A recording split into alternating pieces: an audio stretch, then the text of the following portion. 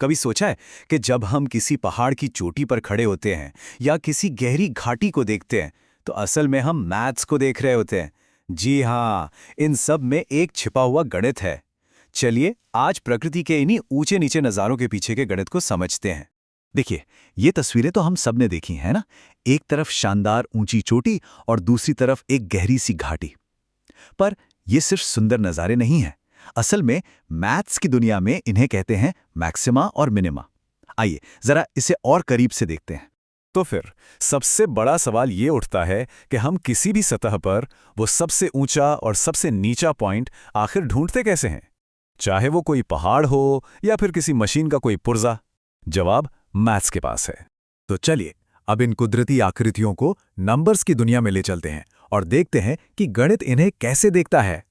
अब जरा एक पहाड़ की चोटी पे गौर कीजिए। मैथ्स में बिल्कुल इसी चीज को लोकल मैक्सिमम कहा जाता है। मतलब ये अपने आसपास के इलाके का सबसे ऊंचा पॉइंट है, एक ऐसा शिखर जहां से हर तरफ रास्ता नीचे की ओर ही जाता है। और ठीक इसी तरह एक घाटी को देखिए। गणित में ये बन जाती है लोकल मिनिमम। मतलब ये अपने आसपास का सबसे निचला हिस्सा है।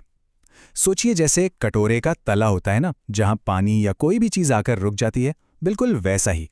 अब आती है एक बड़ी मजेदार, एक अनोखी शक्ल जिसे कहते हैं सैडल पॉइंट। इसका नाम घोड़े की काठी यानी सैडल से आया है। और क्यों, ये भी समझिए। अगर आप पहाड़ों के बीच से गुजर रहे हैं तो ये रास्ता सबसे नीचा लगेगा, लेकिन अगर आप पहाड़ की धार पर चल रहे हैं तो यही पॉइंट आपको ऊंचा लगेगा। तो ये ना तो पूरी तरह चोटी है और ना ही पूरी तरह घाटी।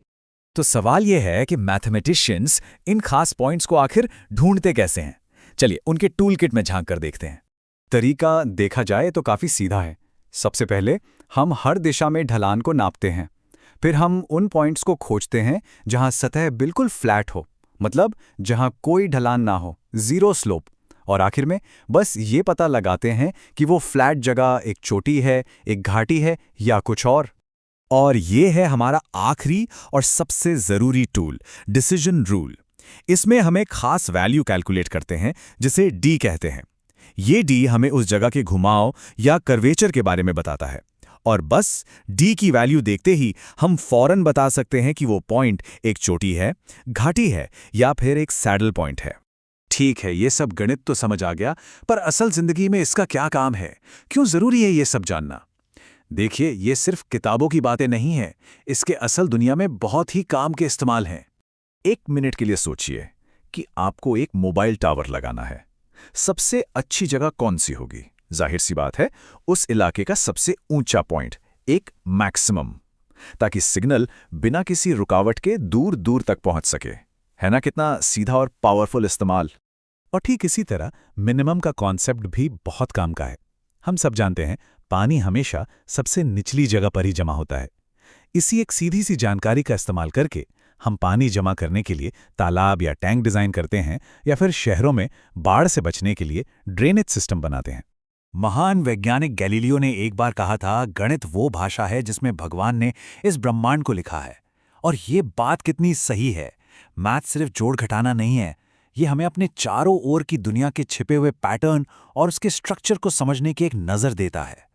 तो अगली बार जब भी आप बाहर निकलें तो अपने आसपास की ऊंचाइयों और गहराइयों को जरा इस नज़र से देखिएगा। ये सिद्धांत हर जगह काम कर रहे हैं। इकोनॉमिक्स में प्रॉफिट को मैक्सिमाइज करने से लेकर इंजीनियरिंग में स्ट्रेस को मिनिमाइज करने तक। अब जरा सोचिए, इस ज्ञान का इस्तेमाल हम अपनी दुनिया को और बेहतर बनाने के लिए और कहां-कहां कर सकते हैं।